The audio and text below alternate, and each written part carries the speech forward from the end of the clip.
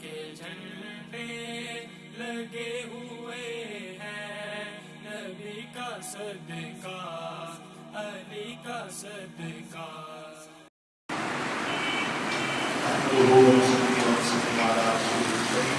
أما بعد فأعوذ بالله من الشيطان الرجيم بسم الله الرحمن الرحيم إن الله وملائكته يصلون على النبي يا أيها الذين آمنوا صلوا عليه وسلموا تسليما۔ تمام آباد کو شوق کے ساتھ میری بات مولانا نے فرمائی، اللهم صل على سيدنا مولانا محمد وعلى آل سيدنا مولانا محمد وبارك وسلم عليه۔ الصلاة والسلام عليك يا سيدي يا رسول الله وعلى آلك وأصحابك يا سيدي يا حبيب الله۔ الصلاة والسلام عليك يا سيدي يا حبيب الله وعلى آلك وأصحابك يا سيدي يا محمد رسول الله۔ يا صاحب الجمال ويا سيد البشر من وجهك المنير لقد نور القمر لا يمكن الثناء كما كان حقه بعد الصلاة والقدر كالسمكسر۔ الہی وحدی منی فاطمہ جبن قولنی معقول فاطمہ گردہ وطن رکھنی والقبول منوست مدامان آل رسول۔ اللہ تعالیٰ کے دوسرا نبی کریم کریم صلی اللہ علیہ وآلہ وسلم کی ذات اقدس پر درود و سلام کا نظرانہ ذکر دینے کے بعد میرے لائق نظر کے لائق چوبیس تقریب حضرت علامہ مولانا میر میاں محمد جہانگیر صاحب تفضل العالی و سامی کے کرام، اللہ تعالیٰ کے پیارے محبوب صلی اللہ علیہ وسلم نے فرمایا، ان معاذ قال قلت یا رسول اللہ صلی اللہ علیہ وسلم اخبرنی بعمل يدخلني الجنة ويباعدني من النار، قال لقد سألت عن أمر عظيم فإنه ليسير على من يسره الله تعالى عليه، تعبد الله ولا تشرك به شيئا وتقيم الصلاة وتقيم الصلاة وتؤتي الزكاة وتصوم رمضان وتحج البيت، ثم قال ألا أدلك على أبواب الخير؟ الصوم جنة والصدقة تطفئ الخطيئة كما تطفئ الماء النار، وصلاة الرجل في جوف الليل ثم ترى تتجافى جنوبهم عن المضاجع حتى بلغ يعملون، ثم قال ألا أدلك برأس الأمر وعموده وزربة سنامه؟ قلت يا رسول الله، قلت بلى يا رسول الله، قال رأس الأمر والإسلام وعموده والصلاة وزربة سنامه الجهاد، ثم قال ألا أخبرك بملاك ذلك كله؟ قلت بلى يا نبي الله، فأخذ بلسانه فقال كف عليك هذا، فقلت يا نبي الله وإن المؤاخذون بما نتكلم به، قال سقلتك أمك يا معاذ، وهل يقب الناس اور وهل يقب الناس في النار على وجوههم أو على مناخر إلا خصائص ألسنة، رواه الترمذی۔ نبی کریم صلی اللہ علیہ وسلم نے ارشاد فرمایا، حضرت معاذ رضی اللہ تعالیٰ عنہ سے مروی ہے کہ میں نے عرض کیا نبی کریم صلی اللہ علیہ وسلم کی بارگاہ میں کہ یا رسول اللہ صلی اللہ علیہ وسلم، مجھے ایسا کام بتائیے جو مجھے جنت میں داخل اور دوزخ سے دور کر دے۔ حضرت معاذ کہتے ہیں کہ میں نے عرض کیا یا رسول اللہ مجھے ایسا کام بتائیے کہ میں وہ کروں تو وہ جنت میں داخل ہو جاؤں اور دوزخ سے دور ہو جاؤں۔ تو نبی کریم صلی اللہ علیہ وسلم نے فرمایا کہ تم نے بہت بڑی چیز پوچھی ہے، جس پر نبی کریم صلی اللہ علیہ وسلم نے فرمایا کہ جس پر اللہ آسان فرما دے اس پر اللہ آسان فرما دے۔ تو نبی کریم صلی اللہ علیہ وسلم نے فرمایا کہ تم اللہ تعالیٰ کی عبادت کرو۔ حضرت معاذ نے پوچھا مجھے ایسی چیز بتائیے، ایسا کام بتائیے جو میں کروں تو جنت میں داخل ہو جاؤں، دوزخ سے دور ہو جاؤں۔ تو نبی کریم صلی اللہ علیہ وسلم نے فرمایا کہ اللہ تعالیٰ کی عبادت کرو، کسی چیز کو اس کا شریک نہ جانو، نماز قائم کرو، زکوٰۃ دو، رمضان کے روزے رکھو اور کعبے کا حج کرو۔ پھر فرمایا کہ کیا میں تم کو بھلائی کے بارے میں نہ بتا دوں؟ حضور نبی کریم صلی اللہ علیہ وسلم نے فرمایا کہ کیا میں تمہیں بھلائی کے بارے میں نہ بتاؤں کہ بھلائی کیا چیز ہے؟ تو نبی کریم صلی اللہ علیہ وسلم نے فرمایا کہ روزہ ڈھال ہے، روزہ ڈھال ہے، اور پھر فرمایا کہ خیرات گناہوں کو ایسا بجھاتی ہے جس طرح پانی آگ کو بجھاتا ہے۔ یعنی نبی کریم صلی اللہ علیہ وسلم نے فرمایا کہ تم خیرات کرو، اور خیرات کرنا گناہوں کو ایسا بجھاتی ہے، ایسا ختم کر دیتی ہے، ایسا مٹا دیتی ہے جس طرح پانی آگ کو ختم کر دیتا ہے۔ اور پھر فرمایا کہ درمیانی رات میں انسان کا نماز پڑھنا، یعنی تہجد کی نماز کا، اور پھر فرمایا کہ پھر یہ تلاوت کی کہ ان کی کروٹیں بستروں سے الگ رہتی ہیں، یعنی اس سے بھی تہجد مراد ہے کہ تہجد سے پہلے سونے کی طرف اشارہ ہے کہ انسان سو رہا ہے، کروٹیں بدل رہا ہے، لیکن وہ اپنی کروٹوں کو ختم کر کے اللہ کی بارگاہ میں حاضر ہو جاتا ہے۔ اور پھر فرمایا کہ میں تمہیں ساری چیزوں کا سر، ستون اور کوہان کی بلندی نہ بتاؤں؟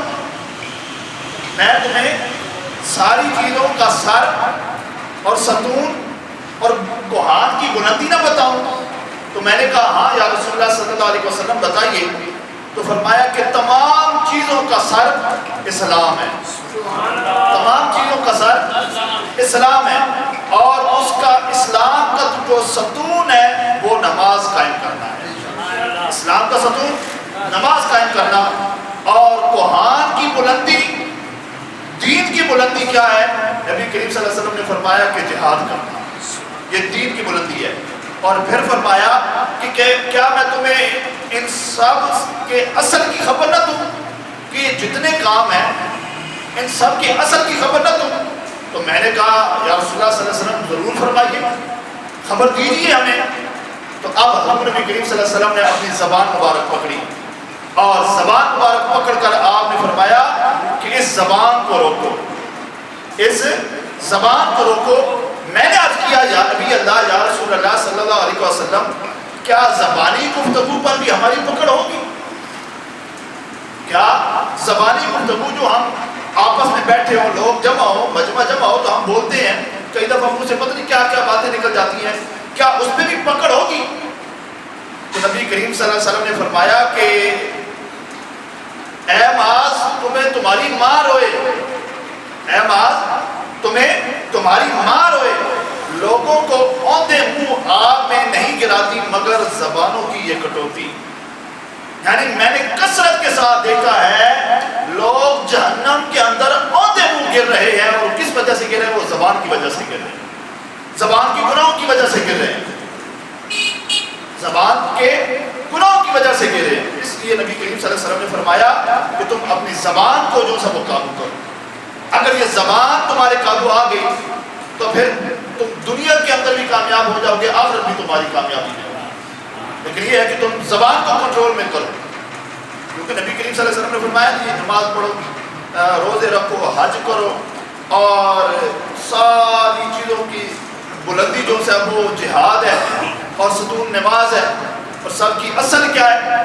جتنے بھی نبی کریم صلی اللہ علیہ وسلم نے فرمایا کہ سب کی اصل یہ ہے، اگر تم یہ چاہتے ہو کہ ہماری نماز قبول ہو، اگر ہم یہ چاہتے ہیں کہ ہمارے جو زکوٰۃ دیتے ہیں وہ قبول ہو، اگر ہم یہ چاہتے ہیں کہ ہمارا حج قبول ہو، روزے قبول ہو، باقی ساری عبادات قبول ہو، تو نبی کریم صلی اللہ علیہ وسلم نے فرمایا کہ اس زبان کو قابو میں رکھو۔ جب یہ زبان تمہارے قابو میں ہوگی تو باقی ساری عبادات اللہ تعالیٰ قبول فرمائے۔ لیکن اگر، کیونکہ یہ نبی کریم صلی اللہ علیہ وسلم نے حدیث پاک میں فرمایا کہ یہ زبان سب کی اصل ہے، اگر یہ خراب ہے تو پھر ساری خراب، اگر یہ صحیح ہے تو پھر اللہ تعالیٰ اس زبان کے صحیح ہونے کی برکت سے ساری عبادات اللہ تعالیٰ قبول فرما لے گا۔ پھر نبی کریم صلی اللہ علیہ وسلم نے فرمایا آگے حدیث پاک میں کہ وان ابی امامہ قال قال رسول اللہ صلی اللہ علیہ وسلم من احب للہ وابغض للہ واعطى للہ ومنع للہ فقد استکمل الایمان۔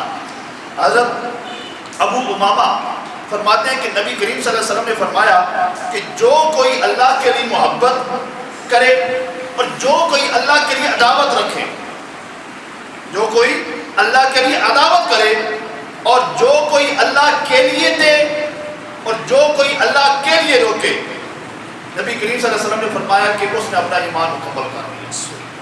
یعنی جو کسی کے ساتھ محبت کرتا ہے تو اللہ کی خاطر، کسی کے ساتھ نفرت کرتا ہے تو اللہ کی خاطر، اور کسی کو کوئی چیز دیتا ہے تو وہ بھی اللہ کی خاطر، اور کسی سے کوئی روکتا ہے تو وہ بھی اللہ کی خاطر. تو نبی کریم صلی اللہ علیہ وسلم نے فرمایا کہ جس کے اندر یہ چار چیزیں پائی جائیں اس نے اپنا ایمان مکمل کر لیا، اس نے اپنا ایمان مکمل کر لیا.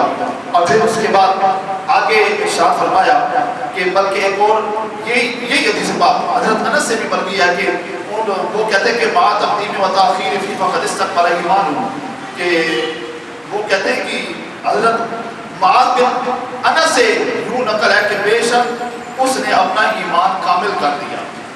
یہ حضرت انس سے بھی یہ حدیث پاک مروی ہے. پھر آگے حدیث پاک آتی ہے کہ وعن ابی ذر قال قال رسول اللہ صلی اللہ علیہ وسلم افضل الاعمال الحب فی اللہ والبغض فی اللہ. نبی کریم صلی اللہ علیہ وسلم نے فرمایا کہ یہ کس سے مروی ہے؟ حضرت ابو ذر سے مروی ہے کہ نبی کریم صلی اللہ علیہ وسلم نے فرمایا کہ بہترین عمل اللہ کے لیے محبت اور بہترین عمل اللہ کے لیے عداوت ہے. یعنی بہترین اعمال میں سے کیا اعمال ہے کہ وہ کسی کے ساتھ محبت کرتا ہے تو اللہ کے لیے کرے، اور کسی کے ساتھ عداوت کرتا ہے تو وہ بھی اللہ کے لیے کرے. یہی اعمال میں سے بہترین عمل ہے. اور پھر آگے ارشاد فرمایا وعن ابی ہریرہ قال قال رسول اللہ صلی اللہ علیہ وسلم المسلم من سلم المسلمون من لسانه ويده والمؤمن من آمنه الناس على دمائهم واموالهم رواه الترمذی. حضرت ابو ہریرہ رضی اللہ تعالیٰ عنہ سے مروی ہے کہ نبی کریم صلی اللہ علیہ وسلم نے فرمایا کہ سچا مسلمان وہ ہے کہ جس کے ہاتھ اور زبان سے مسلمان محفوظ رہے. سچا مسلمان وہ ہے کہ جس کے ہاتھ اور زبان سے مسلمان محفوظ رہے. اور سچا مومن وہ ہے کہ جس سے لوگ اپنے خون اور مال میں مطمئن رہے. یعنی نبی کریم صلی اللہ علیہ وسلم نے فرمایا کہ سچا مسلمان وہ ہے کہ جس کے ہاتھ سے بھی اور جس کی زبان سے بھی مسلمان محفوظ رہے. اور سچا مومن وہ ہے کہ اگر وہ سچا ہے تو لوگوں کو اس شخص سے نہ اپنے مال میں کوئی خطرہ ہوگا مال کے بارے میں، اور نہ ہی خون کے بارے میں، نہ ہی جان کے بارے میں خطرہ ہوگا. کیوں کہ وہ تو ہے ہی سچا مسلمان. وہ نہ مال کو نقصان پہنچا سکتا ہے، نہ ہی جان کو نقصان پہنچا سکتا ہے. نہ ہی مال کو نقصان پہنچا سکتا ہے، نہ ہی جان کو نقصان پہنچا سکتا ہے. تو جو جس کی زبان کنٹرول میں، جس کے ہاتھ کنٹرول میں، اور جو دوسروں کے خون کی اور دوسروں کی جان کی اور دوسروں کے مال کی حفاظت کرتا ہے، نبی کریم صلی اللہ علیہ وسلم نے فرمایا کہ وہ سچا مسلمان، اس کا ایمان مکمل ہے. اور پھر اس کے بعد اصل میں ہماری اندر یہ بہت خرابی پائی جاتی ہے کہ ہمارے پاس جو بیٹھے ہوتے ہیں ہم تو منہ پر اس کی تعریف کر دیتے ہیں، لیکن بس پوچھنے کی اس کی دیر ہے. پھر سب سے زیادہ نیک ہم خود بن جاتے ہیں اور سب سے برا وہ بن جاتا ہے جو ہمارے پاس سوچ کرتے ہیں. لیکن یہ نہیں پتا کہ اللہ کے نزدیک ہو سکتا ہے وہ ہم میں سے زیادہ متقی ہو، اللہ کے نزدیک ہو سکتا ہے وہ زیادہ پیارا ہو اللہ کا، لیکن ہمارے اندر یہ عادت پائی جاتی ہے.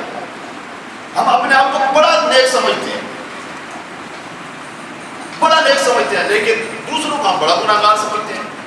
لیکن اللہ تعالیٰ کے نزدیک ہو سکتا ہے وہ ہم میں سے زیادہ مقبول ہو. اس لیے آج کے بعد کوشش کرنی ہے کہ اپنے آپ کو، چاہے کوئی جتنا مرضی کوئی گناہگار ہے، لیکن اپنے آپ کو سب سے زیادہ گناہگار سمجھنا چاہیے. اپنے آپ کو سب سے زیادہ گناہگار سمجھنا. وہ کسی بزرگ کا قول ہے نا جی، وہ کہتے ہیں کہ عقل مند انسان کے پاس دو آئینے ہونے چاہیے. عقل مند انسان کے پاس دو آئینے ہونے چاہیے. ایک آئینے سے وہ اپنی برائیاں دیکھے، ایک آئینے سے وہ اپنی برائیاں دیکھے اور پھر ان برائیوں کو ختم کرنے کی کوشش کرے، اور دوسرے آئینے سے دوسرے لوگوں کی خوبیاں دیکھے. اپنی برائیاں دیکھے، دوسروں کی خوبیاں دیکھے، اور جب وہ دوسروں کی خوبیاں دیکھے تو عقل مند انسان وہ ہے کہ جو دوسرے آئینے میں دوسرے لوگوں کی خوبیاں دیکھ کر وہ اپنے اندر پیدا کرنے کی کوشش کرے. وہ عقل مند آدمی ہے، وہ عقل مند آدمی ہے۔ اور پھر آگے حدیث پاک میں ارشاد فرمایا کہ وان انس قال کلما خطبنا رسول اللہ صلی اللہ علیہ وسلم الا قال لا ایمان لمن لا امانۃ له ولا دین لمن لا عہد له، رواہ البیہقی فی شعب الایمان۔ حضرت انس رضی اللہ تعالیٰ عنہ آپ فرماتے ہیں کہ بہت کم تھا کہ حضور نبی کریم صلی اللہ علیہ وسلم ہمیں اس کے بغیر باز فرماتے ہیں۔ بہت کم ایسا ہوا ہے کہ حضور نبی کریم صلی اللہ علیہ وسلم یہ جو بات حضرت انس بیان فرمانے والے ہیں کہ اس بات کے بغیر آپ باز فرماتے یہ ہو ہی نہیں سکتا تھا، بہت کم ہوا ہے۔ اور وہ بات کون سی ہے کہ نبی کریم صلی اللہ علیہ وسلم نے فرمایا کہ جو امین نہیں اس کا ایمان بھی نہیں، یعنی جو امانت کا خیال نہیں رکھتا، جو امانت دار نہیں ہے اس کا ایمان بھی نہیں ہے، وہ ختم ہے اس کا ایمان۔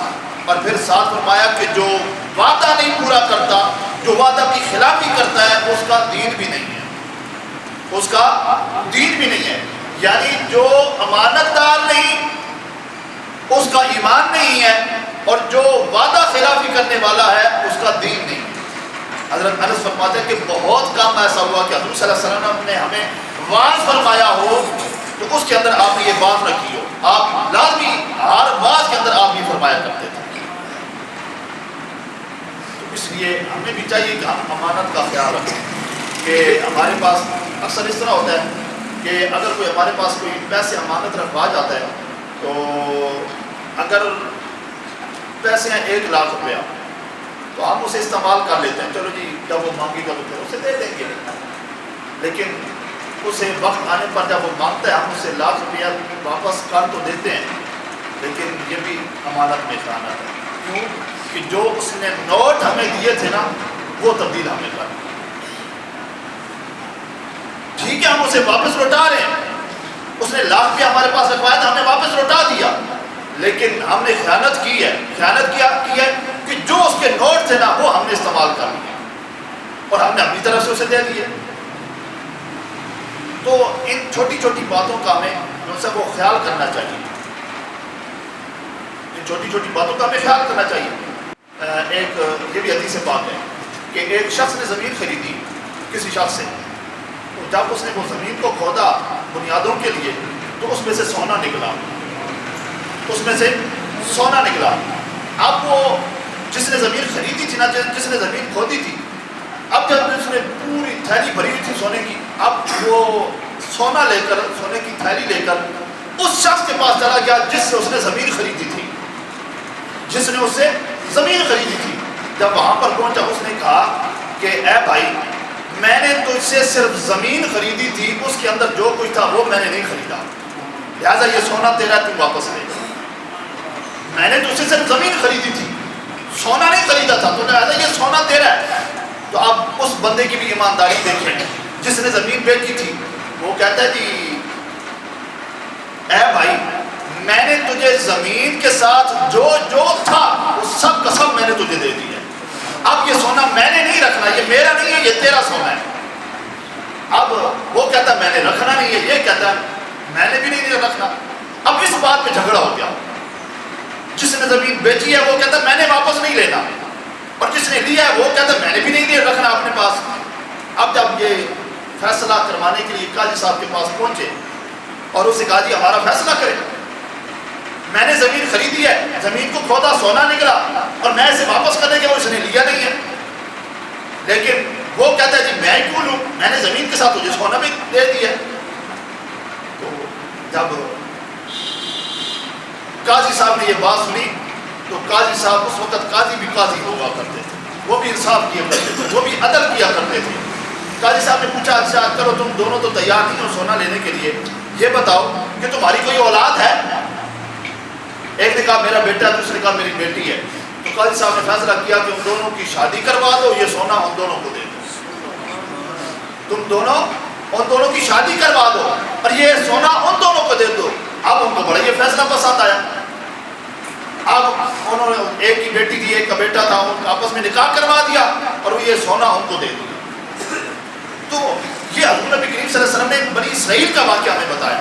تو اگر بنی اسرائیل کے لوگ اس طرح کر سکتے ہیں کہ وہ اتنے خیال رکھ سکتے ہیں امانت میں خیانت کا، اور وہ امانت کا اتنا خیال رکھ سکتے ہیں. وہ تو بنی اسرائیل ہیں، ہم تو حضور نبی کریم صلی اللہ علیہ وسلم کی امتی ہیں، ہم کیوں نہیں کر سکتے؟ کر سکتے ہیں، لیکن ہماری اس میں سستی ہے. اس لیے ہمیں بھی چاہیے کہ ہم جو ہے وہ امانت کا پورا خیال رکھیں، اور اس کے بعد جو ہے وعدہ اگر کسی کے ساتھ کر لیا تو اس کا بھی پورا خیال رکھیں. وعدہ خلافی ہمیں نہیں کرنی چاہیے. اور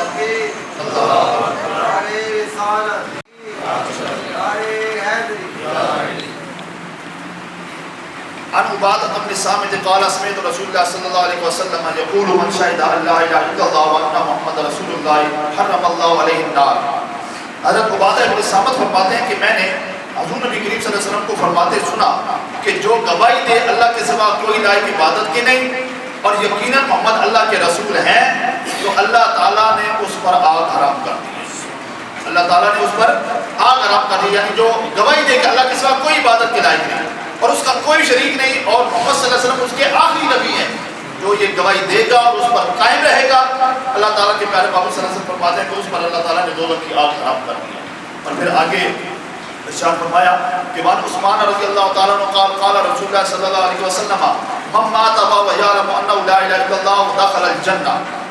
کہ حضرت عثمان رضی اللہ تعالیٰ سے مروی ہے کہ نبی کریم صلی اللہ علیہ وسلم نے فرمایا کہ جو یہ جانتے مانتے مر گیا کہ اللہ کے سوا کوئی عبادت کے لائق نہیں، یعنی جو جانتا بھی ہے اور وہ اس بات کو مانتا بھی ہے کہ اللہ کے سوا کوئی عبادت کے لائق نہیں، نبی کریم صلی اللہ علیہ وسلم نے فرمایا کہ وہ جنت میں داخل ہوگا، وہ جنت میں داخل ہوگا. اور پھر آگے حدیث پاک ہے کہ وان جابر قال قال رسول اللہ صلی اللہ علیہ وسلم تسنان موجبتان قال رجل یا رسول اللہ صلی اللہ علیہ وسلم بل موجبتان قال من مات یشرک باللہ شیئا ودخل النار ومن مات لا یشرک باللہ شیئا ودخل الجنہ. رواه مسلم. حضرت جابر رضی اللہ تعالیٰ عنہ فرماتے ہیں کہ نبی کریم صلی اللہ علیہ وسلم نے فرمایا کہ دو چیزیں لازم کرنے والی ہیں، دو چیزیں لازم کرنے والی ہیں. کسی نے عرض کیا یا رسول اللہ صلی اللہ علیہ وسلم لازم کرنے والی کیا چیزیں ہیں، ارشاد فرمائیے. تو نبی کریم صلی اللہ علیہ وسلم نے فرمایا کہ جو اللہ کا شریک مانتا ہوا مر گیا، یعنی وہ کہے کہ میں فلاں چیز کو اللہ کا شریک مانتا ہوں، جی جو اللہ کا شریک مانتا ہوا مر گیا وہ اس پر لازم ہے کہ وہ ہر حال میں آگ میں جائے گا، وہ ہر حال میں آگ میں جائے گا. اور جو اس طرح مرا کہ کسی کو اللہ کا شریک نہ ٹھہرایا اور اسی پر وہ مر گیا، تو نبی کریم صلی اللہ علیہ وسلم نے فرمایا کہ اس پر لازم ہے کہ وہ جنت میں داخل ہوگا، اس پر لازم ہے کہ وہ جنت میں داخل ہوگا. اس لیے جس نے شریک ٹھہرایا اس پر لازم ہے وہ دوزخ میں جائے گا، اور جس نے شریک نہ ٹھہرایا اس پر لازم ہے کہ وہ جنت میں جائے گا.